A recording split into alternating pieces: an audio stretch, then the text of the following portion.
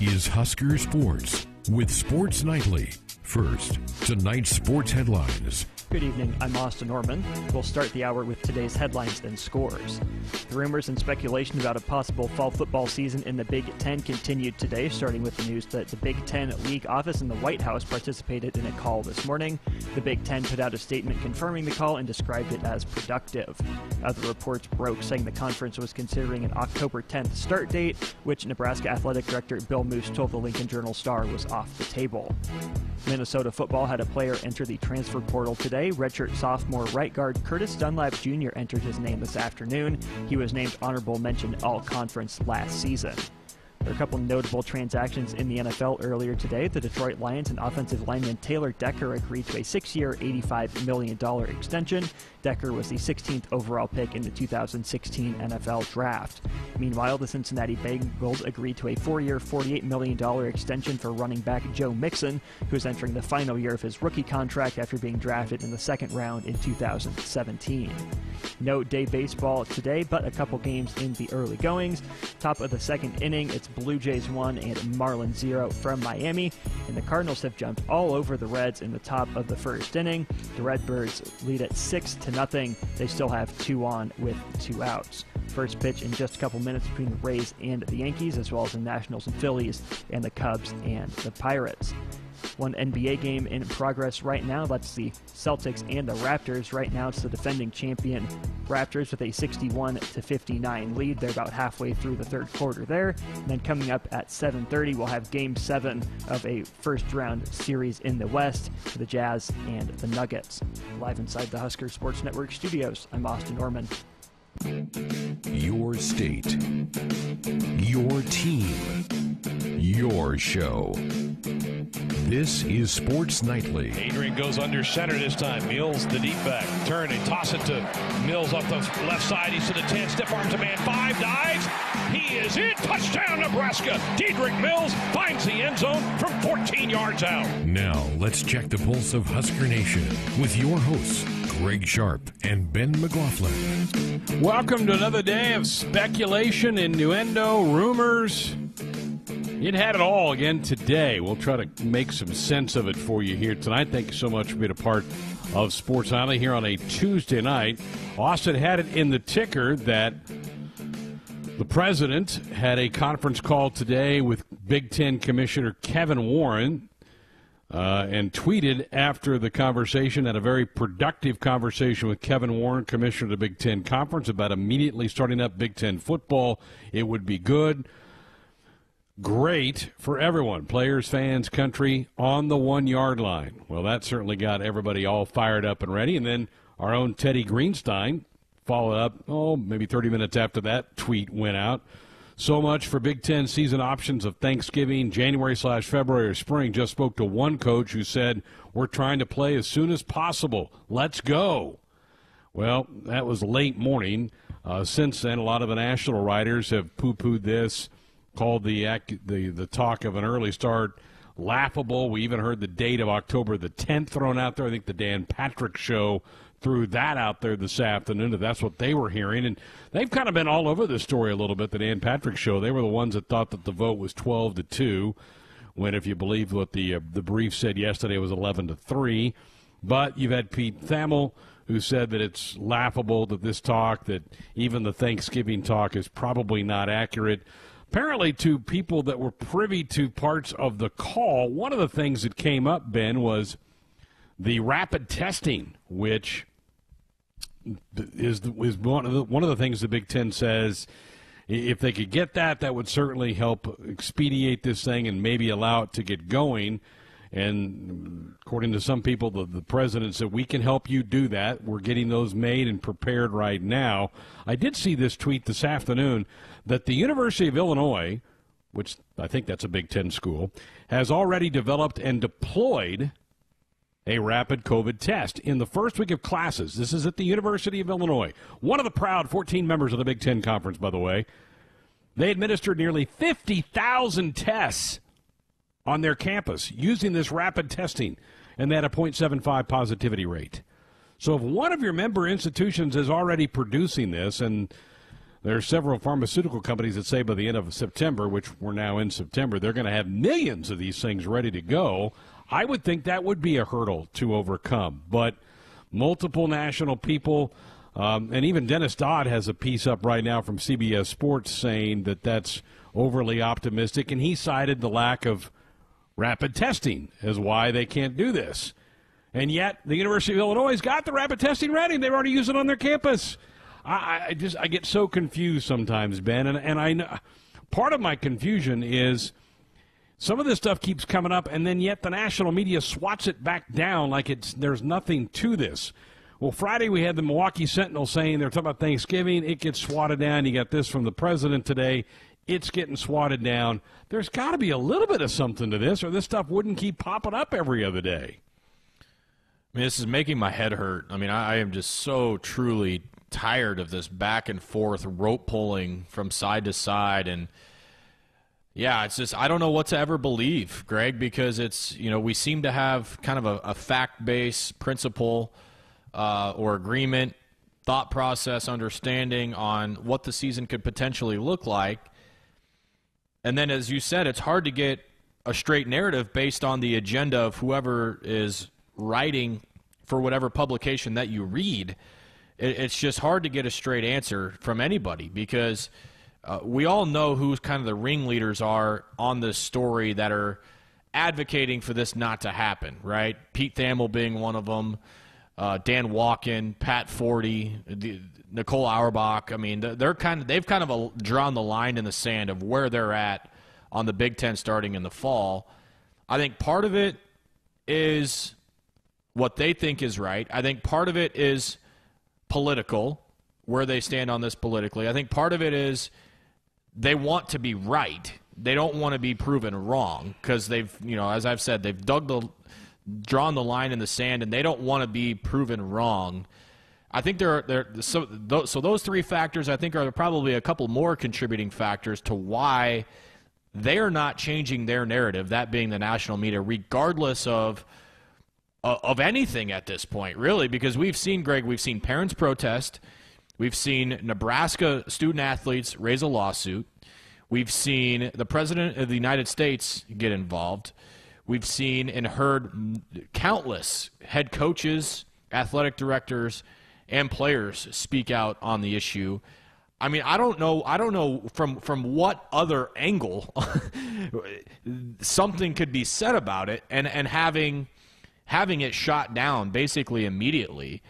You mentioned that Dennis Dodd story, and they were poking fun at the president, laughing about his 1 yard line statement. Dennis Dodd making the sarcastic comment of, well, they got 99 yards to go, implying that they're on the other goal line when maybe we had thought that we're about to score, whatever in the metaphor. Look, it's tiresome. It's wearing on me. I know it's wearing on our fans. I just want some finality. I want to know one way or the other, and I want to know truths behind what's being said. And Greg, at this point, we're looking for information for so long from different areas. I feel like we're starting to get more of that. You mentioned what's happening on the campus of the University of Illinois. That in itself would have been big enough information 2 weeks ago to drive an entire show. But then you think about, Purdue's president came out with a statement today. The Big Ten put out, a statement in regard to the president meeting today. You had Nebraska's lawyers put something out today. I mean, we're just getting so many things that are dumping oil and gasoline on this fire that it's hard to know where anything even is. And then you start getting dates thrown around, right? First it was Thanksgiving, and now it's October 10th, and it's a nightmare. This has turned into an absolute nightmare. And now the President of the United States is involved. And the worst part about it, Greg, and college football is a place where we can all go, and part of the reason why I love doing this show and love being here at our job is I don't ever have to talk politics on this show. I don't have to share my beliefs in that area with other people and have them judge me based on what I think. That's one of the things that that I like about this show. If you want to judge me on my takes of offensive schemes and why I think this pitcher should be used less, that's fine. That's cool. But when politics start getting involved, that's when it starts to get really uncomfortable, and you start isolating people, and they start to form opinions on you as a person just based on what you believe. And you kind of felt like college football and politics were always going to be separate. They're always going to be apart. They're never going to integrate. Now they've officially bled over. If they haven't already, the lines have been blurred, and now politics are full-fledged involved in college football.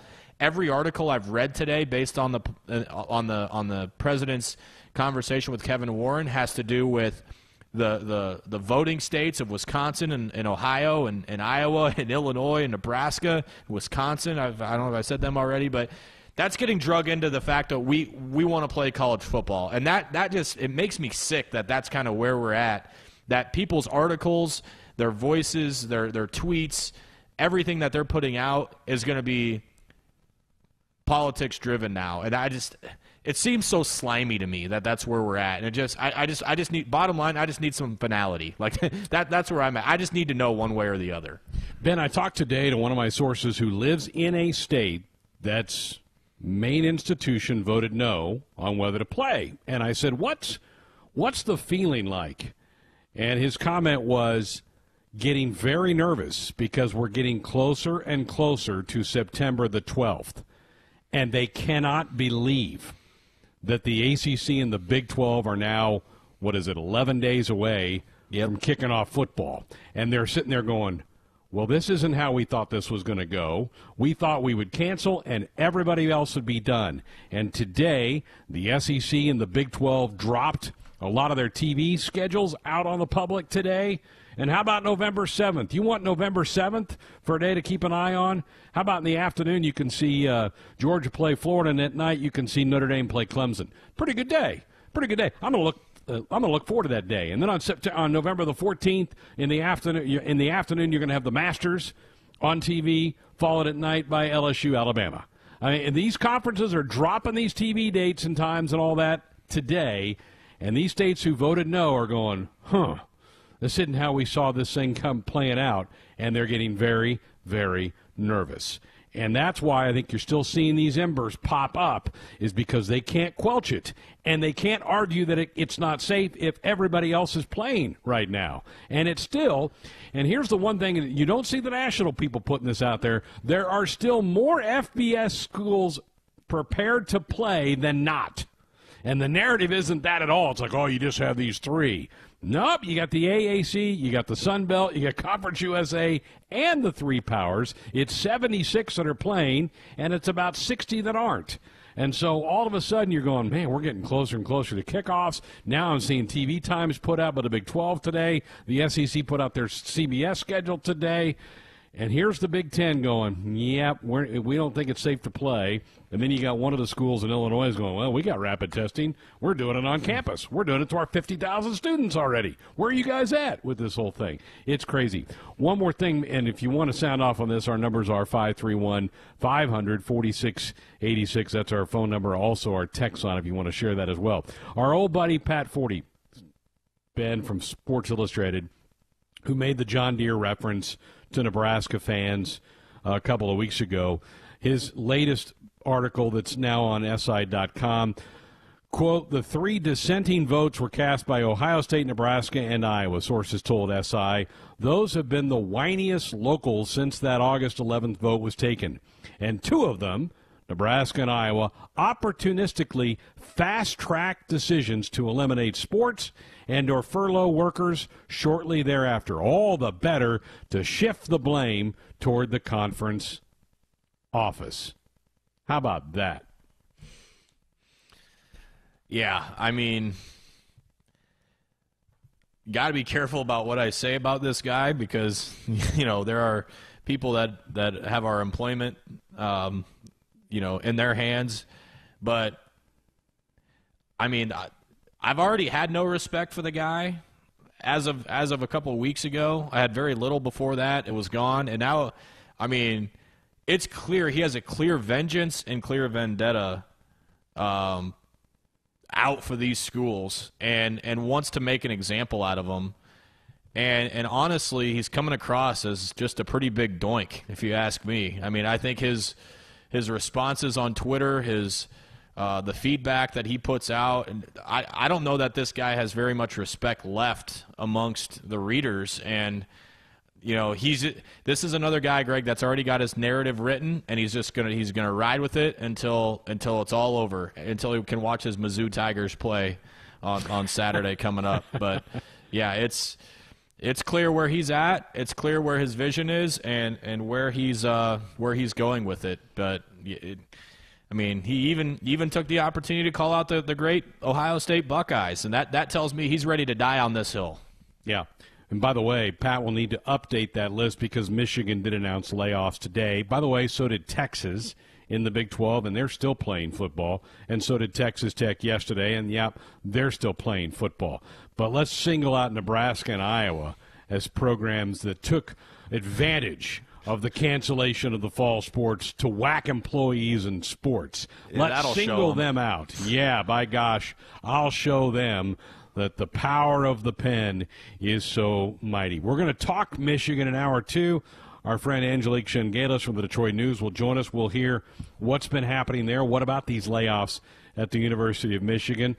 What about that organization which doesn't have everybody in line like Nebraska does? They've obviously got a football coach who wants to play, but other people within the hierarchy at the University of Michigan that don't. Their chancellor/president voted no when the vote came down a couple weeks ago. So we'll talk to Angelique a little bit later on in hour number 2 of Beyond the Headlines, our Top 10 Tuesday coming your way in hour 3. And Chris Bassett of the Lincoln Journal-Star is going to join us here in just a couple of minutes. Let's sneak in a call before we head to a break. Let's go to Omaha. Jonathan, you'll lead us off here tonight. Hey, guys. Hey, so I was listening to ESPN radio last week, and I don't know who the guy was, but basically his whole point of the Big Ten was like the Big Ten thinks they're pretentious. They think they're kind of better than everyone, as far as athletics and academics especially. He went on to basically say how Michigan thinks they're a top-tier university, yada, yada, and how, like, after they would cancel, they thought everyone else would cancel too, but obviously that didn't happen, and now the Big Ten's looking like fools. And I was just wondering your guys' take if you guys think what he said was correct or if you had any inkling on piggybacking off that. Thank you. Yeah, I appreciate the call. Thanks a lot, man. Yeah. Look, I think at this point, you just have to ask yourself where the source is and where they've come down on this situation, Greg, because I feel like everybody around the league, and he mentioned ESPN Radio, pick whatever publication you want. The Athletic, Husker Sports Network, Buckeye Radio Network, whatever. I feel like you can tell the agenda or the thoughts and the principles, whatever word you want to use, from about every entity involved in the Big Ten. At this point, it's pretty clear where everybody stands. Now, there are a couple of schools that we haven't heard anything from, and you can cross a couple of those off today. Purdue, we haven't heard anything from Purdue. We heard from their president today, and he didn't want to take any of the blame. He kind of said he was one of the schools that voted no, and he was like, yeah, well, it was a consensus, it was a collective effort, and I really want Purdue football on the field as soon as possible. But it's like he didn't want to take any responsibility, even though he was a part of the no crowd. To me, Greg, depending on what you hear and where you hear it, you can pinpoint why exactly you hearing what you are. I don't know if that answers his question or not. Well, I'll say this, and Jonathan, I think that conferences have reputations, just like schools have reputations, programs have reputations. The Big Ten has always had a reputation of being a holier-than-thou conference. I think that's fair. I think that's when we were in the Big 12, that was kind of the way you look back at the Big Ten. You're like, yeah, they think they're pretty hot stuff, but they never seem to kind of play it out that way in the end. And so I think there is a bit of an arrogance to the Big Ten, and I think there has been through the last 2 months. I think the feeling was we're going to cancel and everybody's going to follow our lead because we're the Big Ten. And now the other people didn't follow their lead, other than the Pac-12, which has kind of been a little brother to the Big Ten for the last century. So I think what you heard on ESPN Radio, that is kind of a perception, and perception in a lot of ways is reality around the country, that the Big Ten has a little holier-than-thou stance about what they do and what they think. And I think that's going to let them dig in here and not want to concede that they maybe jumped the gun and maybe they made a mistake, and that's why I think it is a pipe dream to think that we're playing football in this league in October. I still think it's a long shot that we play in November. I think probably the best we can hope for is January. Hope I'm wrong, but again, I think I get a sense of digging in, and I'll tell you what, I got that sense this afternoon when I started reading Pete Thamel and some of those guys who have their ties into some schools that I think have said, nope, we're not going back on it now. We're going to die on this hill that we bailed on this season. Jonathan, appreciate the call. We're back to talk to Chris Bassett next. We're back, Sports Island, here on a Tuesday night. Greg Sharp with you, and delighted to be joined now by Chris Bassett of the Lincoln Journal-Star, who normally this time of year would probably be putting the golf clubs away, but now with no college football, Chris, I mean, hey, that might be the bonus, right? You're going to play a lot of fall golf. I have no excuse for not being the best fall golfer in the state now, Greg, that's for sure. Well, normally, this time of year, you'd probably be putting together your opponent preview piece for Husker football. I think you've handled that duty the last couple of years. I guess that's off the table for a while, isn't it? Yeah, there's stuff to do an opponent preview when there aren't any opponents to preview. So, we'll make do with what we got and go from there. How difficult has it been for you guys with all these different rumors that keep popping up? It seems like almost on a daily basis. I mean, that just has to add a ton to your guys' workload. Yeah, it's interesting. It can be, frustrating and exhausting and stressful and all those things. Now, we don't have it nearly as bad as a lot of people out there do. That's for sure. I don't want to sound like I'm complaining or anything like that. But yeah, it's, even just, by the day, much less by the week, we can sit here and look at what happened, almost by the hour just today, all the different things that came up, and this happened, and then something else that refutes that comes up, and then the third thing that refutes the first two things pops up too. It can be confusing and it can be stressful and all those things. And it's like anybody else in this business. You just try to, you kind of keep up as best as you can and hope at the end of the day that you figured out what exactly was going on and did a good job explaining it. Chris, one of my favorite Sundays of the year is when the Journal-Star puts out their football tab. Are you going to do that this year, or what's the plan? Yeah, we're planning to do a football tab this year. It'll be coming out here in a few weeks. We're working on some of the stuff for that right now. It'll be more focused on fans this year because, look, the fans have suffered as much as anybody else through all this. We want to give them their time to shine. So it'll be less focused, obviously, on the team with no team to preview, like we said, with no season to preview or opponents to scout or anything like that. So, yeah, we want to give the fans their moment in the sun and feature a few folks and kind of get their thoughts and their memories, of their favorite Husker teams. And, yeah, that'll be out in a few weeks. I think it'll be a lot of fun. Oh, great. Good. I'll look forward to that, and I know all of our audience will as well. Did I spy you at a high school football game last week? What was that all about? Yeah, you did. I'm back on the high school football beat now. I was over at Elkhorn and Norris last week. Checking out. Good one. Yeah, I saw some good athletes. Obviously, Drew Christo, the Nebraska baseball recruit, who's a tight end for Elkhorn. C.J. Hood, another Nebraska baseball recruit, who's a really nice player for Norris, and Norris has a bunch of high-level athletes on their team. James Carney, the tight end. They've got 4 kids that are 6'5" that can go out and catch passes, which you don't see on a lot of college teams. So yeah, it was a fun game to get back into it for the first time in a while. Yeah, that was a heck of a football game. Norris has a really good team this year, and I think that's one of the things. And you cover Husker baseball. I think some people lose track that a lot of those kids that play collegiately baseball were pretty good athletes in other sports in high school, and you saw a couple of the really good ones. I don't know if Christo's going to end up coming to Nebraska, Chris. I think he may be a high draft pick by the major leagues. I'm not that may be a real get if Will Bolt gets him to bypass that and come to college. Yeah, he's legit, and he's a big kid when he's in a baseball uniform. But when he puts on shoulder pads and a helmet and all that stuff, you just go, holy cow, this kid's a monster. And then he's standing up there on the mound throwing it 94 down at you. So yeah, no, he's legit, and you're right. He's got a chance to be a really, really special player, and it's I think like you said, it was a pretty big coup for Will Bolt and his staff to get him to commit. Now if they can get him on campus, then, man, that's a really big victory for you. Yeah, it's one of those maddening things about college baseball. You put so much effort into a kid, recruit him, get him to commit, get him to sign, and then they don't come because of the major league part of it. But in some ways, I think that works really well for the sport of baseball. Again, visiting with Chris Bazin of the Lincoln Journal-Star here on Sports Sunday. Let's shift gears. Let's talk some college basketball. Fred Hoiberg's had this new batch of players for a couple of months. What are you hearing? What's kind of the scuttlebutt about what kind of talent he's brought in for this team?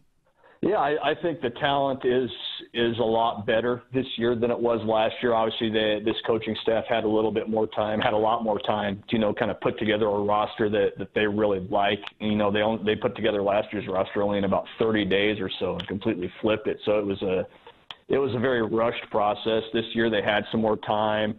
They're able to kind of, get a better idea of what they want for their system, what fits and what will work in the Big Ten. And, yeah, I think the talent level is a lot better. I think the depth is a lot better. The big issue, of course, like every other team, is they just haven't been together a whole lot to practice. They were able to finally get together, back in July and get some workouts in, but even getting everybody back to campus, with the overseas guys not being able to come back right away, with the guys from Canada not being able to come back right away. It's been difficult to get all those guys together. But I think if you asked Fred right now, he'd tell you he's really happy with the talent level, with the work ethic of this group, the way they want to get in the gym. He told me earlier this summer that he's had to kick guys out of the gym just because they've been in there so much, which obviously is music to any coach's ears. So, yeah, it's going to be interesting to see how that stacks up in a really good Big Ten conference. But I think we can rest assured the talent level is a lot better this year than it was last year. Chris, the next sport we're going to have to keep an eye on start times and all that is college basketball. I know that they presented like 4 options a few weeks ago. Do you have a lean? Does your gut say when you think maybe we'll see some college basketball? Yeah, it's interesting. When we first started talking about this, I thought it was going to be, there's no way they're starting before January 1st and they're only playing conference games. And now you kind of see some of the stuff coming out, like you said, with the different models, maybe some potential bubble-type situations, with better testing, with better measures to prevent the spread of coronavirus.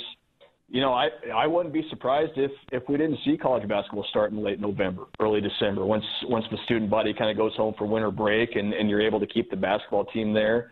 It kind of becomes a natural bubble in a way at a lot of these campuses. Now who hosts those bubbles and how many teams you bring in and how many games you play, who knows what that looks like. But, Dan Gavitt has said it, the NCAA vice president for basketball, that you have to take advantage of those opportunities. If you can play games and do it safely in that time frame, you better do it. So, yeah, it wouldn't surprise me one bit to see basketball.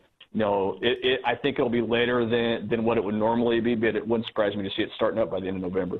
And there's a lot of us, Chris, and I don't know where you fall in there. That, to me, kind of seems like should be a natural starting time anyway for college basketball. Kind of right around Thanksgiving, you've pretty much put college football to bed.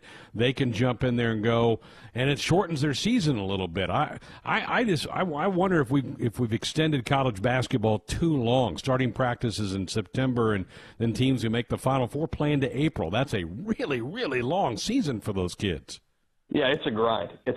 And and we're not even talking about summer workouts, or if you take an overseas trip like Nebraska did last year, going to Italy in August. It gets really, really long, and especially when you play in a conference like the Big Ten, where it's just such a grind every single night, and the travel is just so difficult, especially in the winter months, obviously, when you're flying halfway across the country and back. Yeah, I agree with you, Greg. I think a later start would be good for the game. I think a lot of coaches would probably agree with this there too. I think it gives basketball, a better chance to kind of be the star on TV when it comes to college sports. Like you said, it's kind of out of college football's shadow a little bit, so it kind of opens that window for that. And yeah, I think it's a lot easier on the players from a physical standpoint, from a mental standpoint. Because you're right, like you say, you start practicing in September, you go through March or April.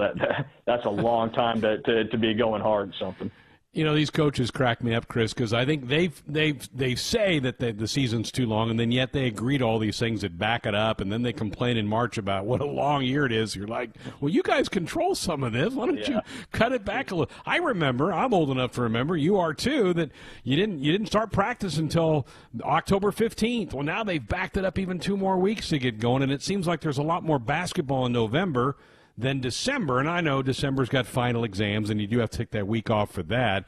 But, boy, there's just a lot of weekends you're like, man, I'd like to watch a lot of college hoops, and there's hardly any games on here at all. When do you think that they may make some determinations? Are we looking in the next couple of weeks? Are we still a month away, do you think, before they kind of lock in some dates? Yeah, I think we're looking at a couple of weeks. I think mid-September you're going to start seeing, some initial plans kind of get rolled out, some initial schedules kind of get rolled out from the NCAA. That's the one advantage, college basketball I think does have over college football is there is some NCAA control there when it comes to setting a schedule. It's not every conference for itself like we've seen with football and the mess that's become. So I think that makes it, I don't know if easier is the right word, but it certainly makes it more streamlined in a way and a little less clunky. So yeah, it wouldn't surprise me to see something here. And again, Dan Gavitt has said they'd like to make an announcement by mid-September, with obviously the caveat that things can change any day and any moment. So yeah, I expect in a couple more weeks we'll have a lot better idea of how things might look. Good, and that's a great point. Maybe college football can learn from all this and realize they need to hire a czar to kind of oversee their sport. Maybe that could help out down the road. Chris, we appreciate it. Thanks very much. Are you covering a game this Friday night? Are you heading out somewhere again? I'm doing a little Class C football this week. I'll be heading to Utica for Centennial and Aquinas, another top 5 matchup. So, yeah, it'll be a fun one. I'm looking forward to it. Good. Well, travel safe. We appreciate it. Thank you. Yeah, thanks for having me. Chris Baslin, Lincoln Journal-Star, joining us on our Sports Nightly Hotline, brought to you by the Woodhouse Auto family, bringing you more choices in brands, locations, and service. Experience the difference. Purchase with confidence. This is Woodhouse. All right, open up those phone lines again, 531-500-4686. You can also fire us off a text, that very same number. That is our U.S. Cellular text line. U.S. Cellular, the official wireless provider of Husker Athletics. More Sports Nightly coming up. You're listening to Sports Nightly. 31-500-4686. That's the number if you want to be a part of the program, either via phone call or a text. Greg Sharp, Ben McLaughlin with you here on a Tuesday night. Thanks again to Chris Baslin of the Lincoln Journal-Star for joining us. Let's head up to Norfolk and Dave. Good evening, Dave. Welcome to Sports Nightly. Good evening, gentlemen. With our commissioner, we've got some pretty good handful of teams that usually go postseason and some pretty good bowl games. And don't they usually, a cut of the money goes to the Big Ten itself, and then the cut goes to each team? Yeah, absolutely. And then the Big Ten gets a slice, too, of the TV revenue. So the Big Ten Conference is going to be out money, too, by canceling these things. But I think they believe, in their eyes, Dave, that the safety and the health of their athletes is more important than that. Well, and, and also, we usually got somebody that's, I'm not going to say always a contender, but there's always somebody that's knocking on the door for the national championship out of the Big Ten. Well, absolutely, and appreciate the call. And Ohio State, Ben, would be that team this year. That's a heck of an Ohio State football team that might be 1A or 1B with either Clemson or them would be the top 2 teams in the country going into this season. Yeah, they felt like this team had a chance to be even better than last and potentially one of the better teams to come through Columbus, which is saying something because we all know they've had some pretty phenomenal football teams and football players come through that program. But, yeah, there's no doubt that Ohio State is in that breath for sure. I don't know that I'm quite there. I mean, as I broke them down a couple months ago when we thought we were going to have a season, they lost a lot of firepower. J.K. Dobbins, they lost Young and Okudah off that defense, 2 top 5 picks in the NFL draft. I think they're going to be really good, and I think a lot of times you hang the hat on what you have at quarterback, and Fields is tremendous and is very, very good, and maybe only a backseat to Lawrence at Clemson. But still, even having said all that, looking at their schedule, they would have had that early test in week 2 going to Oregon to play the Ducks.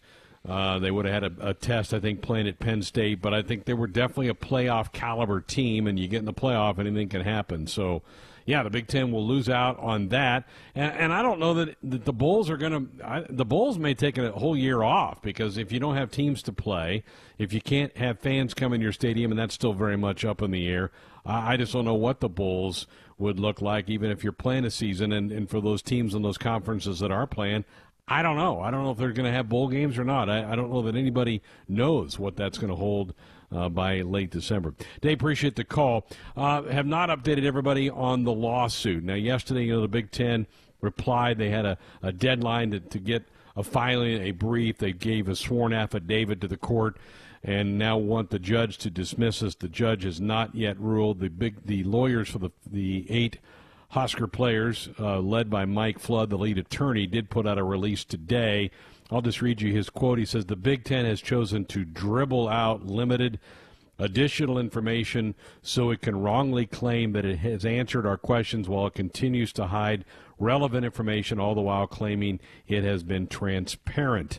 There continues to be a fact dispute about whether there was a vote, how the various presidents and chancellors voted, and what information was relied upon in the decision-making progress. The Big Ten's response does not provide the transparency necessary to advance the issue in this lawsuit. The plaintiffs will continue to move forward with the final discovery process." And again, the judge certainly can strike that down and move on if they want to. But there's the update from Mike Flood, the lead attorney for the plaintiffs, those 8 Husker football players. Went long with Chris in the last segment. Need to work a break in. Back with more of your calls at 531-500-4686. More Sports Nightly next.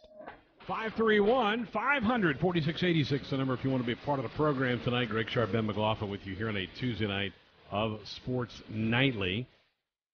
I referenced the lawsuit, Ben. I know we were talking last night that when the league revealed the vote, you kind of felt like maybe that was going to be enough. I guess if you're going to go down, you're going to go down fighting. Again, more of the national media people were picking on these 8 players again to just give up on this thing now.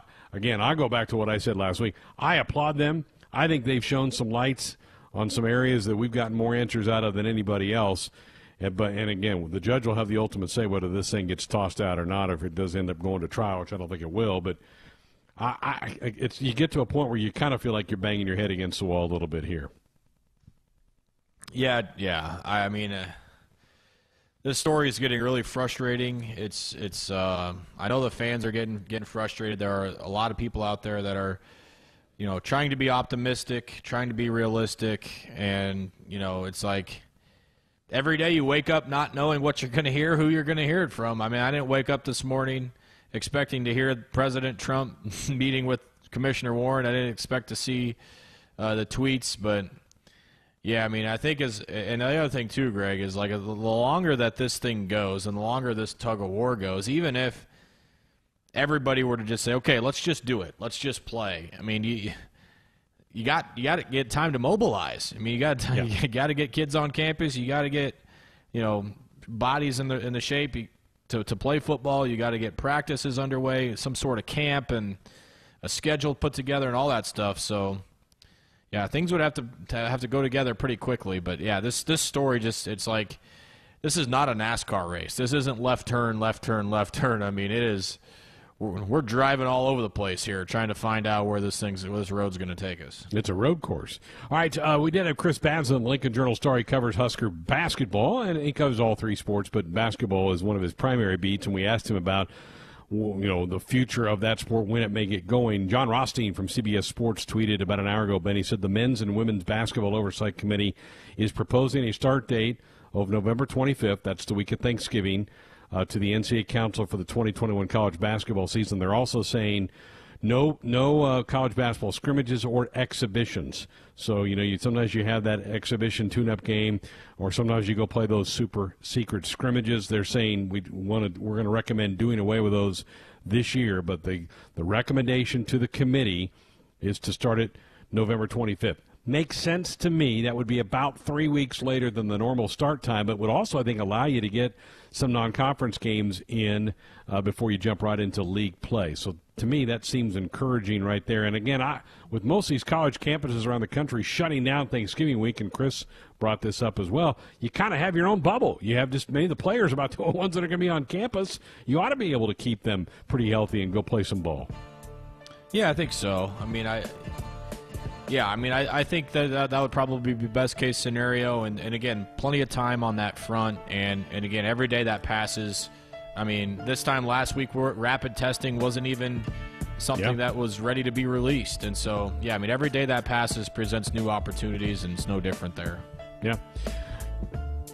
Chalk me up as being excited if we get college basketball going right around Thanksgiving. I think that'd be fantastic to get some student athletes back competing here in Nebraska. Might be the first ones to get on the court in anything here this fall. Hope not, but that's sort of the way it's looking. Good first hour. Thanks to Chris Bassett for joining us for a few minutes. Next hour, Angelique Shengalis from the Detroit News will be here. We'll get the thoughts of what's going on at Michigan, including some layoffs announced there today. We'll also have Beyond the Headlines. Austin and Brett fired up for that segment. Can't wait to see what they've come up with. All that coming up next hour. Lead off the hour with today's headlines and scores. The rumors and speculation about a possible fall football season in the Big Ten continued today, starting with the news that the Big Ten League office in the White House participated in a call this morning. The Big Ten put out a statement that confirmed the call and described it as productive. Other reports broke later in the day saying the conference was considering an October 10th start date, but Nebraska Athletic Director Bill Moose told the Lincoln Journal-Star that was off the table. Minnesota football had a player enter the transfer portal today. That was redshirt sophomore guard Curtis Dunlap Jr. He was named honorable mention all-conference last season. There are a couple notable transactions in the NFL earlier today. The Detroit Lions and offensive lineman Taylor Decker agreed to a 6-year, $85 million extension today. Decker was the 16th overall pick in the 2016 NFL Draft.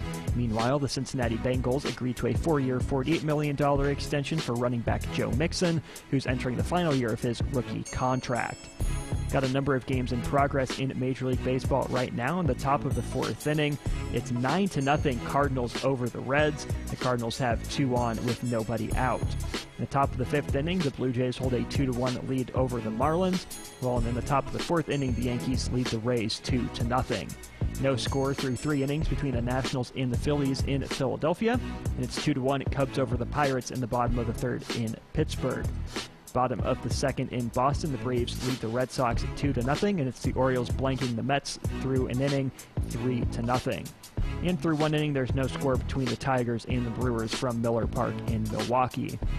One NBA playoff game in progress right now. There's 41.2 seconds remaining, and the Celtics are clinging to a 102-99 lead over the Toronto Raptors. Jason Tatum leads the way for Boston. He has 34 points. Pascal Siakam, the leading scorer for Toronto, with 17. Coming up at the bottom of the hour is Game 7 of a Western Conference first-round series. That'll be the Jazz and the Nuggets. Live inside the Husker Sports Network studios, I'm Austin Norman. Your state, your team, your show. This is Sports Nightly. The triangle formation on the near side. JD split out left. They look left. Back to throw is Adrian. He can step up and he's going to try to run for the pylon. He's to the 5. He lays out. He's in. That's a 2-point play for Nebraska. And they've tied this game in Champaign at 35 apiece. Now, let's check the pulse of Husker Nation with your hosts, Greg Sharp and Ben McLaughlin. Thank you. Welcome back. Hour 2 Sports Nightly here on a Tuesday night. Angelique Shengalis from the Detroit News is going to join us here in just a moment. And later on in the hour, we'll go beyond the headlines. See what Brett and Austin have cooked up for us tonight. Celtics closing in on going up 2-0 in that series over the Raptors. I like Boston's team. I think they're playing really, really well. We'll keep our eye on that one as the evening proceeds. Well, let's chat with our good friend Angelique Shengalis from the Detroit News. Good evening, Angelique. I hope you're doing well. Any wild rumors, innuendos kind of popping around your neck of the woods these days? Well, the same ones you're hearing, of course. But, I'm getting text messages all day from parents saying, do you think they'll play in October? Can Trump do this? And I'm just like, yeah, I don't think so. I mean, I think that it's really going to come down to rapid testing, whether that's going to be available in abundance for the Big Ten. And, And by rapid texting, Greg, I mean like almost like a pregnancy test kind of quickness. You know, they take it and boom, you've got your answer. And I think that once they get to that stage, I think football then is very plausible. But you know, beyond the rumors that everyone's heard today, yeah, nothing. Unfortunately, we're not getting ready to. I wish we were talking about the Michigan-Washington opener that was originally scheduled. That would have been pretty cool right now. Sure would be. And, you know, you're right. I mean, today that was the rumor of October the 10th was popping out there. Last Friday, the Milwaukee Sentinel had the story that they were going to start on Thanksgiving weekend with games. It just keeps popping up from different – it's almost like a boat that keeps springing leaks. You have a leak, you plug it, and then there's another leak over here. It's like whack-a-mole a little bit, too, what we've been kind of doing here for the last couple of weeks. How are the Michigan parents? Did I see something they're going to have on Saturday? They're going to kind of come to the stadium and hang out in honor of no game happening? Yeah, it's you know, they want it. I think they're calling it "We Want." It's hashtag "We Want to Play," and it's assembled as a protest, but they want it to be kind of a fun protest. I think that's possible. In their meeting outside the tunnel outside of Michigan Stadium, and you know, they want everyone to wear their game day apparel. And you know, when I was talking to some of the organizers last week, they were talking about maybe marching to the president's lawn and making a statement showing some support again for their sons and all these people who want to see football. And, you know, I was planning on going to Ann Arbor on Saturday anyway. I just wanted to see what it would be like. You know, would Ann Arbor be a ghost town or semi-ghost town? And, I mean, I suspect it will be. And you got 100 and some thousand people going to a game on Saturdays, and they're not going to be crowding the streets of Ann Arbor on Friday, Saturday, and even into Sunday. So, that's the big excitement here. So, but I've talked to a lot of the players, and Harbaugh went right to a plan B. As soon as he got the news, they started this NFL Combine kind of workouts. So they're planning on doing this big Combine on October 24th, the day they were supposed to play Ohio State in the revised schedule. And his hope is to have NFL scouts there and for everybody to get their measurables in. So that's what they're working on now. Has he made many comments? I've not seen a lot written about Jim Harbaugh. Has he met with media at all in the last 2-3 weeks?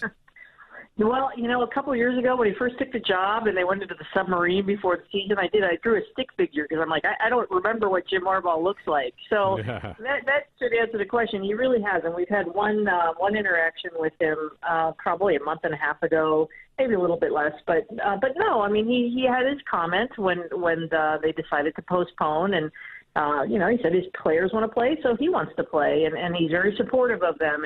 And I thought he had a little bit of I'd say a little bit of a dig. Maybe that's a little strong. On Saturday, one of his associates in the athletic department put out a tweet that Michigan, the football team, had like 826 tests in the month of August, and there were no positive results.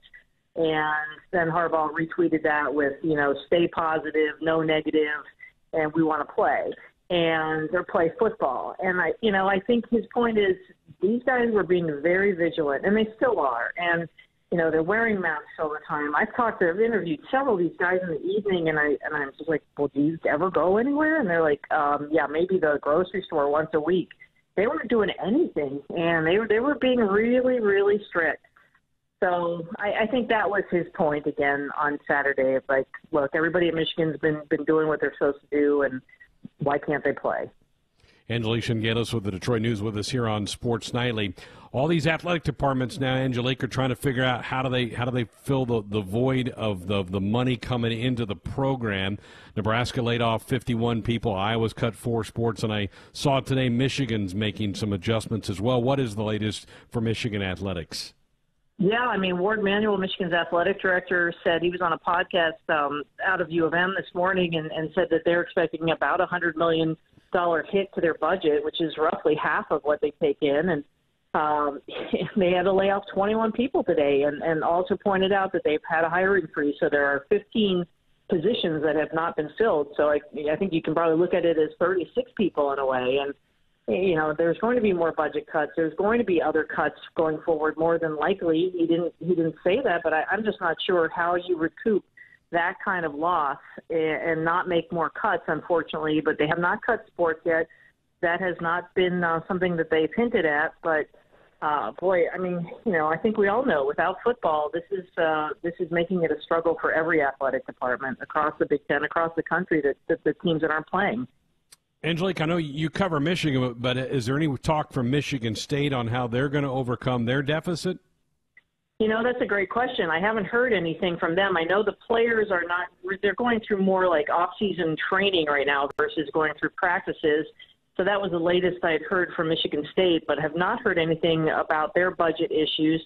They're going to face them as well. I mean, I don't know how any athletic department of any team not playing football is going to avoid this is catastrophic in so many ways. And it's not just about tightening your belt. It's about making cuts and slashing this budget. And, I think talking to Ward Manuel before, I mean, it's essentially hitting a reset button. And now you're going to look going forward. You're going to look at things like the Michigan baseball coach, Eric Bakich, proposed earlier in the summer about making baseball more regional. So, Michigan's spending $200,000 in February to fly south back and forth so that they can start their baseball season. Don't do that anymore. Start the season later. So I think you're going to see it's going to be more creative. I think you're going to see less travel budget. They're going to Zoom calls seem to be working pretty well. So those are the kinds of things you're going to see. But is that enough to make a big enough dent? I'm not sure, and I guess we'll find out coming up here. Yeah, you're right, and it's also hitting schools that are even still playing football. I saw Texas today, I think, laid off some people in their department, and they're still playing, but certainly not getting full capacity at their stadium in Austin. A lot of plans floating out there, Angelique.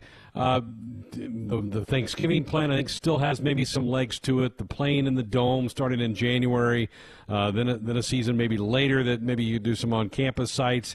Do you think Michigan has a preference at this point? Are they revealing their hand at all about what they might lean toward wanting to do? Well, I mean, talking to a couple of the players last week, I mentioned that, and they just said, just tell us the day, tell us where we want to play. So the players are ready to go whenever. I haven't heard preferences from the Michigan side of thing. I think talking to Dan Deerdorf this week, I did a podcast with Dan and Jim Brandsetter called out games for the radio, Michigan radio broadcast, and they're like, hey, I mean, Ryan Day's probably the one out there pounding the table to get this going earlier, and like Deerdorf said, rightfully so. He's got a great team. He wants to get out there. He's got a national championship caliber team. Michigan, I don't know. I haven't heard Harbaugh pounding. He just wants to play, and I think the sooner the better. I think that's what the players want, because now you're facing these options for these upperclassmen. Can they wait around? Are they going to be guaranteed a January season? Should they opt and go to the NFL? We've already seen that from Michigan. They've got two players, Jalen Mayfield and Ambry Thomas, have already declared for the NFL. So I think these are all things that the coaches are talking about when they have those Friday. They meet on Thursdays, but that subcommittee of coaches discussing schedules meet Friday, and these are all the things they're looking at. So earlier the better for those kind of situations. But I'm talking to a couple of players who have been involved in some of these player calls with the commissioner. It sounds like he's talking more of January to them. So, and that was the most recent call was last week. So will that change? Probably. I mean, we've seen everything changing day to day, as you said, with all the rumors, Greg. Well, we might be coming your way. We might be having a bunch of games in Ford Field there in Detroit here come January, February. Be kind of cool. Well, I mean, Minneapolis, you look at Indianapolis and Ford Field. It'd be kind of cool. And maybe you stay for a week and you play back-to-back games, and so you don't have to go back and forth if that's possible, especially if students are taking online classes. And I've just been trying to think about how do you do this so that they're not traveling so much. And there's really it's not gonna be a home field advantage. It will be travel-wise, but there's not many fans there more than likely. So I think that's out of the equation. It's just going to be weird no matter what, right? I mean, I think we just put an asterisk over everything right now. No doubt. And the one thing that that concerns me is I hope whatever they decide, they don't damage next year. I hope that they don't mess up the 2021 season by being aggressive and trying to get 8-10 games in here in the spring or whatever, and then you foul up the 2021 schedule. I think that would be a big mistake if they went down that path. Well, you're right. I wish we were talking about the Washington matchup, and someday we'll get back to that. Angelique, we always appreciate it. Thank you so much. Thank you. My pleasure. Angelique Shingetos from the Detroit News joining us on our Sports Nightly Hotline, brought to you by the Woodhouse Auto Family, bringing you more choices in brands, locations, and service. Experience the difference. Purchase with confidence. This is Woodhouse. We're back with our Beyond the Headlines segment next. Sports Nightly Tuesday night. Greg Sharp, Ben McLaughlin. Ben's just living the dream of these playoffs. I mean, you got Kemba Walker, your favorite player on the planet. Celtics are up 2-0. Your Tampa Bay Lightning, you sandbagged your way all the way to the conference finals with them. I mean, this couldn't have been scripted any better for you. Can we talk about how hypocritical I am for a second? Rooting for the Boston Celtics, but rooting against the Boston Bruins? Is a little odd. But you're not a Patriots fan per se either. No. And honestly, like, it killed me that Kemba went to Boston. Like, that's like one of the 3 teams that I did not. Like, I would have rather his career been salted away in Charlotte than go to a team like Boston and win a championship. But hey, hopefully he can win a ring and go take care of business. But yeah, that was a little weird. They're good. I mean, it's a 2-0 start to this thing for them. I told you this last night. To me, they just look clearly better than Toronto. I think they're going to easily get through that series and get to the East Conference Championship. All right, time for tonight's edition of Beyond the Headlines. It's one small step for man, one giant leap for mankind. 5 seconds left in the game. Do you believe in miracles? Yes! And that's the way it is. Good night. Beyond the Headlines. All right, guys, hope you're ready for this. Brett and I have got the old Beyond the Headlines machine fired up, hot off the presses. We got sports news, we got non-sports news. Oh, tonight's edition will have it all, I can promise you that. Well, Brett's involved, of course it is. Obviously. Just electric factory. Yeah, you guys know I'm always going to bring it. Speaking of bringing it, topic number 1, Appalachian State brought it to Michigan 13 years ago today. The Mountaineers defeated the 5th-ranked Wolverines 34-32 at the Big House. They blocked a field goal attempt with just a few seconds remaining. Do you guys remember when you first heard about that score? And then what's the biggest upset you've watched on TV or seen in person? I remember where I was when I watched the game. At the time, I mean, was that 2007? 2007. Yeah.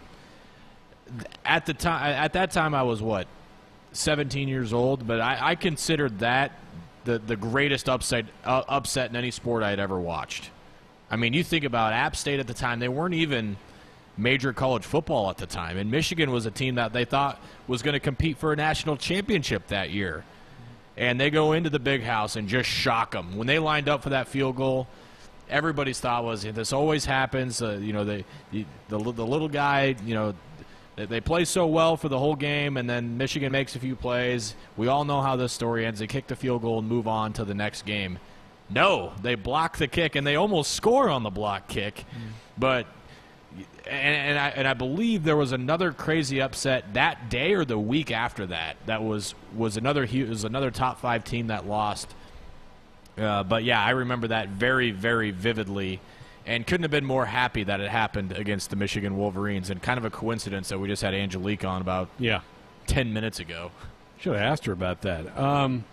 That was also, I believe, BTN's first football broadcast. That was the first year of BTN. I think that was their first broadcast as well. Biggest upset I've watched, I was not watching that game. I think I was at a game. I don't quite remember where I was, but I was, I think, at a college game and just kept getting scores. The biggest thing that I've watched from start to finish, I'm going to go to the NCAA tournament when a 16 beat a 1. Yeah. UMBC beat Virginia just a couple of years ago. It's probably the biggest thing that I've watched.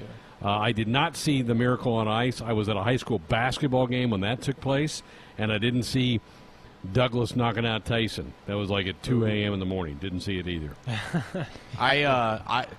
Man, this is just the getting all of our guests covered here. Kevin Kugler, who we had on last night, I listened to him. I was driving from Lincoln to Omaha when that game was happening, and just remember, I was like literally yelling in my car. I'm like, they're going to do it. Yeah. I mean, and they beat the crap out of Virginia. Like, it wasn't like they got a lay-in at the buzzer.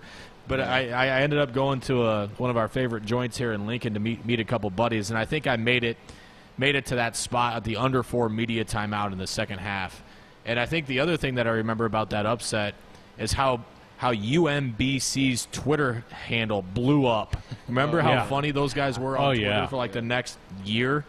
Just hilarious. But yeah. Do you know who they played in the next round? You guys remember who they played in the next round? Would have been K-State, wouldn't it have been? Yeah. K-State beat Creighton in the 8-9 matchup. Ah, that's right. Yeah. And so, it could have been Creighton. If Creighton was the 8, K-State was the 9. K-State had a minor upset to beat Creighton and then went and beat UMBC to get to the Sweet 16. Didn't K-State thump Creighton? Got them, I think double digits. And then K-State beat Kentucky in the Sweet 16 to get to the Elite 8. And then That's when they lost to Loyola, right? Who played Loyola? You bet. That was it. Loyola beat them in the Elite 8 to get to the Final Four. After Loyola beat Tennessee. Correct. Yeah. We just know everything. How about that? There's nothing that escapes the steel traps on this show. Thank you, everybody. Great night. See you later. We can't beat that. And we'll put our cash apps in our Twitter handle. You can send us money for this entertainment. Oh, boy. And one upset not to be forgotten, even though it wasn't a single game, the Leicester City winning the Premier League just a few years ago. I think that was pretty insane. All right, topic number 2 here. You guys enthused. All right, topic number 2 here. Yesterday, the Thunder beat the Houston Rockets in Game 6 of their first-round series. If you didn't see the end, it was not a good showing from former Thunder point guard Russell Westbrook, who turned the ball over a few times down the stretch, including with 7.6 seconds on the clock and trailing by 2. With that being said, what are your guys' thoughts on the possibility that a team like the Thunder, who many counted out after losing Russ, could end up beating the duo of Harden and Russ? And then also, do you guys think the Houston small ball experiment has failed? Yeah, I think it can't win a championship. I think we've kind of determined that. It can be a good team in the regular season, but it can't hold up in the playoff run. It would be sweet irony if Oklahoma City could pull that off. I don't think they will. I think Houston wins Game 7, but it'd be sweet irony if they were able to do that.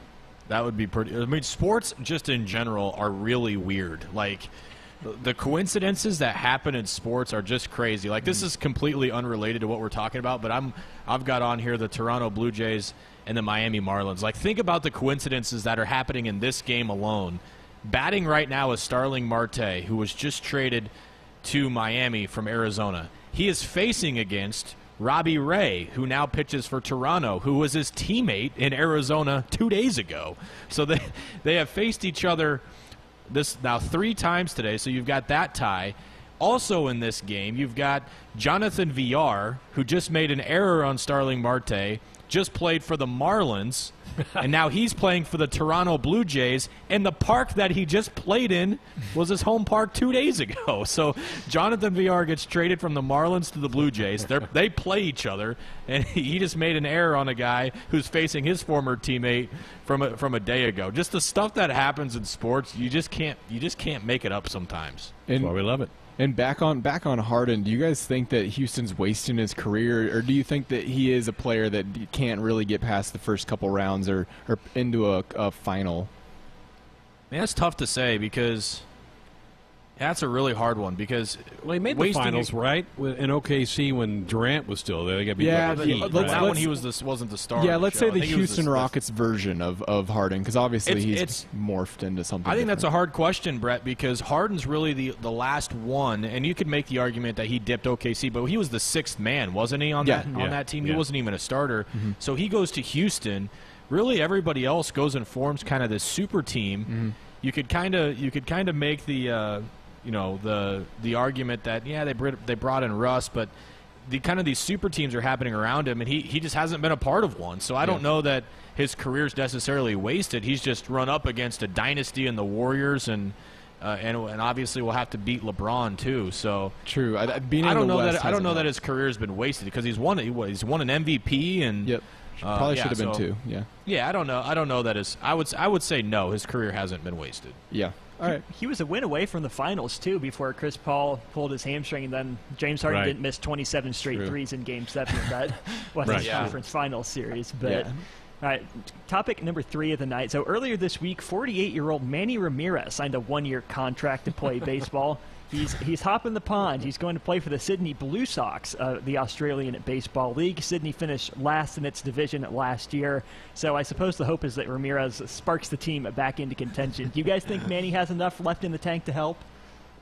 That's hilarious. Probably not. I mean, you think about Manny's Ramirez's international reputation after this scenario in Australia plays out. I mean, he was a legend in China. They loved him. They loved him in Asia. Like he was a star in that league. I just think that's hilarious. And now there's a lot of former Huskers that have went down under and played in that Australian Baseball League. Can you imagine like a Christian De Leon pitching to Manny Ramirez and what kind of story that would be? That's awesome. You know, you've got a lot of these guys that kind of hang on. Wasn't it like Julio Franco, I think, played some in that league that the Salt Dogs were in for a while? You've had a bunch of those guys that have kind of come back in their late 40s. It's a little gimmicky. It's a little bit to try to sell tickets. And also, those guys just want to see if they can do it one more time. Just want to keep playing, yeah. Well, I remember, was it Roger Clemens that tried to do a weird comeback, like, I don't know, 5 or 10 years ago? Sugar Lane Skeeters a couple of years ago. There you go. Rafa Palmeiro, same league. That was interesting. All right, let's switching over to a little NFL topic here. Yesterday, the Jacksonville Jaguars waived former 4th overall pick in the 2017 NFL Draft, Leonard Fournette. And news is circulating today that Saints star running back Alvin Kamara is being shopped around in the trade market. We're seeing a trend over the last decade or so where the longevity of running backs seems to have shortened to around 3 years. Of course, Kamara is an exception to the first-round running back conversation, but do you guys think that drafting running backs any higher than the 3rd or 4th round is worth the investment in the long term anymore? Isn't it amazing how much that has switched in the last 30 years, Ben? It's crazy. I mean, it used to be the backs were the ones you wanted to get, and now, like Brett said, their lifespan is so short. It is if it's the right guy. Because, I mean, if you think about, the elite of the elite right now, right? Christian McCaffrey, Saquon Barkley, Ezekiel Elliott, you're going to pay all those guys. But the problem has become the market for what these elite running backs want to make. And part of the problem with Alvin Kamara is the Saints and Kamara himself has just seen what, for example, this is another good example, what the Cincinnati Bengals just paid Joe Mixon. And the problem is the franchises are having to make a decision if they're wanting to shell out multiple millions of dollars a year for a running back. And I would say at least half the cases the answer is no, they're not going to do that. But when you have one of those elite talents and those elite players, you got to keep them. I mean, like Leonard Fournette is going to land somewhere, and his price tag is probably going to drop. It's probably going to be more than likely a 1, maybe a 2-year deal. I know Kansas City's even kind of sniffing around Fournette, but some of these guys just got to understand the market for him just isn't that great. And unless you're the Le'Veon Bell scenario, he sat out an entire year because he couldn't get the price tag that he wanted. And look at where he ends up. He's with the New York Football Jets, where they can't even snap the ball to the quarterback. So it's just a weird market right now for NFL running backs, and Kamara's in a weird situation in New Orleans because Drew Brees isn't getting any younger. They're going to have to pay Michael Thomas here soon. Is it worth paying Kamara that much money? They're having to weigh that option right now. So if you drafted Alvin Kamara in your fantasy draft right now, you're pretty nervous that guy's not going to make it on the field. It's just the game has changed. It's evolved where now it's more of a quarterback wide receiver league, where 20, 25 years ago it was definitely a running back league. You had to have a prime running back to make a deep run in the NFL. It's all now in the quarterbacks and to a certain degree the wide receivers. Here's a random fact. Since we know everything on this show, I'm going to go ahead and throw another nugget out there for people free of charge. Alvin Kamara has exactly 81 receptions in each of the last 3 seasons. How weird is that? He's caught 81 passes exactly in each of the last 3 years. Very weird. If he hits that again, if there's any sort of a shortened season, he hits that again, that would be absolutely insane. We'd have to look into that. Something's going on. Something's going on down in New Orleans. I don't know. All right, topic number 5. So late last week, there was a 3-year-old girl found floating a mile off the shore of an island in Greece. She was about as safe as could be expected given that she was riding on her inflatable unicorn raft, and there's a ferry captain that was the one to rescue her after she was floating for about 20 minutes. Now, don't blame the parents. They weren't neglecting her. They did try to pull her back in a little dinghy, but the current got too strong, swept the boat back in. They couldn't get to the girl, so she went floating for about 20 minutes before the captain could get to her. Step in your confession booth here for a little bit, guys. Have you guys ever lost your kids, and if so, where or for how long? Oh, God. Mine's been alive for barely 2 months. I really hope Kept Ben's got a Kennedy. no on this one. Yeah, she's accounted for all I know. You know, the nervous times is when they get old enough and you're not with their mom and they have to go to the bathroom in a public place by themselves. And you're standing outside that restroom going, come on, get out. Come out of here. Get out of here. And, man, you sit there and go, whew, okay. But no, fortunately, no lost strays. With 3 girls? Wow. That's actually pretty shocking. Yeah. I might have ran off a few times when I was a child. Greg, you got daughters kind of at that age where, they're out with friends and curfew's a thing. Are they good with their curfew? Are you one of those parents that are like down to the minute, like 12 o'clock's your curfew, No. and you're clicking your phone every minute and making sure the garage is coming open at 11:59? Not too much. And now, but the 2 oldest ones are out of the house, so I don't know where they are most hours. So kind of lose track of that. Out of sight, out of mind. Even when they were living here and had curfews, they were both pretty good about that. I was fortunate. Man. To me, like as a dad, like that's when you ask about like keeping track of your kids, and I again, 2 months old. We barely cracked the egg on this deal. That's where I could see my worry coming in is, are they going to show up or, getting home safe at night? Very true. My brothers and I were unaccounted for in the Mall of America at ages 7 and 4 at one point. Ooh, that's not an easy place to get found either. That's a monstrous place. We weren't that far away, but it was one of those. We were there with my aunt and my grandpa, and aunt ran into my parents, didn't have us, and the reply was, I think they're with Grandpa. No certainty, but obviously we made it back eventually. So, all right, you're here. Yeah, yes. Counted for now. All right, moving on now. You guys talked about it on Friday. MJ Knighton was named the head coach of the San Diego softball program, just 3 seasons removed from her playing career for the Huskers. With that news, which current Nebraska athlete do you guys see or think could make a solid coach here in the future? Good one. Man, that's a great question. Yeah, that's a really good question. You know what? I think Adrian Martinez could be a good coach. I think he's got, the patience to be a guy that could. I think he's got a good mind. I could see Adrian being a guy that could be a football coach at some point in time.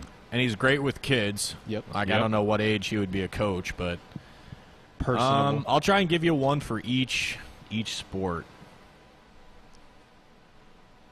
Could Thor be a good coach in hoops? Yeah, I think so. Yeah. That's the one that comes to mind for me. Is he just seems like he's a real thinker of the game. Definitely a high IQ guy. Yep. Yeah. For sure. And then baseball, Logan Foster, I think, is a good candidate. Okay. Joe Acker would be a good candidate. All right. Who would have thought Michael Pritchard would be coaching at this day and age? Yeah, I think there are a few guys on the baseball team that I think would be good coaches. But yeah, it's kind of a cop out to say Adrian because he's a quarterback, but he does fit that mold. Last year there are 2 guys immediately that come to mind last year that are no longer on the team. Mm-hmm. Mohamed Berry, okay, and Noah Vedral. Yeah, those are 2 guys that Vedral was one I thought about too. Immediately come to mind that are no longer on the team, but yeah, I could see both of those guys becoming coaches. It'll be interesting to see this freshman class if any guys pop out there. Yeah. It's in Vedral's blood, too. It runs in his family. How about Cam Taylor-Britt? That's one. Ooh. I like that. That's a good pick. See it? I could just see him, dancing, in front of his team before they take the field. He's the high-energy guy. Unique strategy there. I like it. All right, we'll wrap it up with this. So near Kyoto, Japan, locals have had issues with bands of monkeys raiding their farms to steal and destroy all their crops. And so 3 grandmothers, the youngest of which is 67 years old, these 3 took matters into their own hands and formed a group called the Monkey Busters. So this group has armed itself with airsoft guns, and it's essentially like the Minutemen from the Revolutionary War, except that they're fighting off the monkeys, not the British. But what are the greatest lengths you guys have gone to protect your home from invaders? Leave the lights on, lock the doors. Yeah, that's right about it for me. Set your ring. You set your ring, yeah. Yeah, I mean, nights that, you're worried about getting teepeed or something, you leave the outside lights on all night long. Oh, yeah. I'm trying to think of, other invaders, like pests or, Greg, do you have those floodlights that are motion sensor that just, freak the kids out when they... Oh, I don't. Our neighbor next door does, but we don't. We have those in the back. Those ones were I was not a fan of those when I was a kid. I'll just say that. I'm not going to say what I was doing. Could sneak back in, could you? I wasn't a fan. Unrelated, but I feel like Monkey Busters could be a great band name too. Sure. Yeah, it is a pretty good band name. Or even maybe an SNBL franchise next year. Sure. There we go. Better than the Monkey Cthulhu's. One of us is going to say it. We're the Monkey Busters. Good stuff, boys. Well done. All right, anybody have any thoughts about that? We're going to open up those phone lines again, 531-500-4686, or you can fire us a text at one of those numbers, 531-500-4686. That is our U.S. Cellular text line. U.S. Cellular, the official wireless provider of Husker Athletics. More Sports Nightly coming up. Back Sports Nightly here on a Tuesday night. Greg Sharp, Ben McLaughlin with you. We've just put up runs a Twitter poll. Which of these is the biggest upset in sports history? The App State-Michigan football game, the UMBC-Virginia men's basketball game, or the USA-Russia hockey game? And the hockey one right now running away with it. That historically probably would be, but we'll see how that goes. Get in there and vote at Husker Sports is our Twitter handle. Sean Callahan with HuskerOnline.com has just posted a story. Well, I guess this is from the Big Red wrap-up on NET. They had Bill Moose on, and Bill Moose said that there was a communication error, Ben, at the end of the discussions in August between the medical people, the athletic directors, and the presidents and chancellors. They didn't talk as a group, and that will be different next time. Moose liked the original model that they came up with, but they never got a chance to execute that. He said the earliest Big Ten model being discussed continues to be the Thanksgiving start. I think that's fair. I think it's fair to say there was a communication breakdown. I think it's been kind of pretty obvious to all of us at this point in time, isn't it? I think there still continues to be communication breakdowns. I don't know that the communication breakdowns have ever been resolved. I feel like that's what this entire thing continues to be day after day. Yeah, and the Big Ten continues to hurt themselves, I think, from all of that. Dawn on our Twitter line, Ben, says, Nebraska is sounding like a bunch of whiners. You don't become relevant in the Big Ten by suing them. You become relevant by winning, something we haven't done. From junior high to college, the parents should butt out.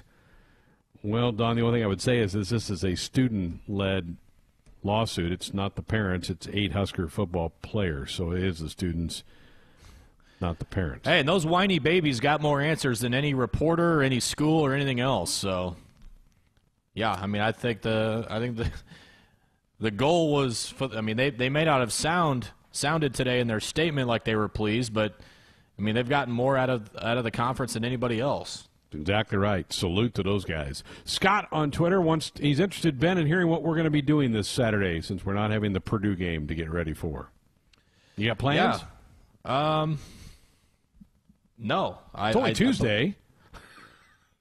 I got the rest of the week to figure this out. I believe my wife is working, which means I'm at home with the baby all day, so I probably won't get a lot accomplished, for being honest. We're talking about going to see the in-laws down in Kansas, so that's where maybe I'll be headed. But I will be checking in on some college football throughout the day.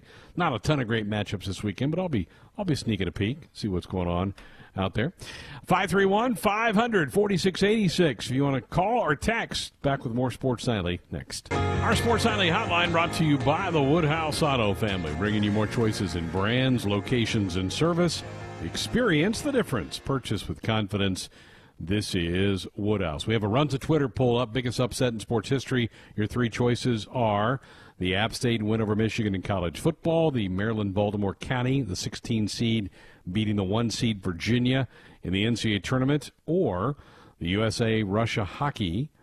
We had a couple people have reached out to us on our text line. The best upset was Philadelphia beating the Patriots in the Super Bowl with a backup quarterback. And Brett took a call, Super Bowl III, when Joe Namath led the Jets over the Colts. He guaranteed it. Said they're guaranteed they're going to win, and he backed it up with a victory. Either one of those catch your fancy?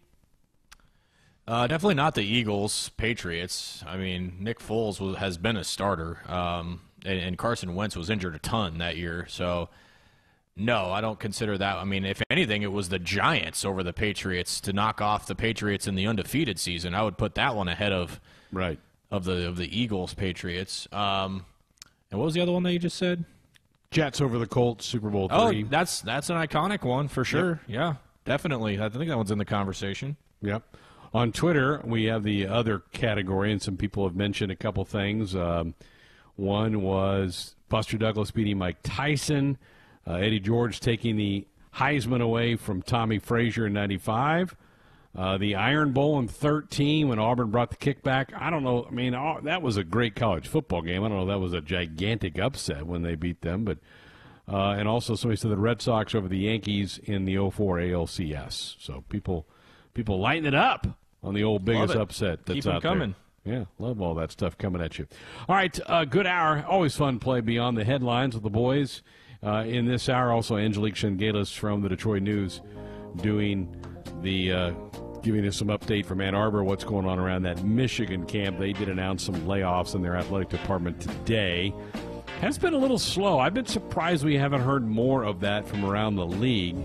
Pat Forty only seems to be isolated in on what Nebraska and Iowa are doing for Sports Illustrated, but there are other programs around the country that are dealing with budget shortfalls, which, I don't know, I guess that's a laughing matter to some people. It isn't really to me.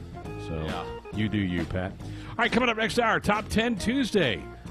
We're going to talk about who we think are the top 10 teams in Major League Baseball now that the trade deadline has come and gone and a month to go in the regular season. This will be interesting to see where we come down on all this. All right, Game 7 picks. Who we got real quick around the horn? I got Denver. Denver. Give me Denver. Austin. Denver. Denver sweep. Poor Utah. Nobody giving them any respect tonight.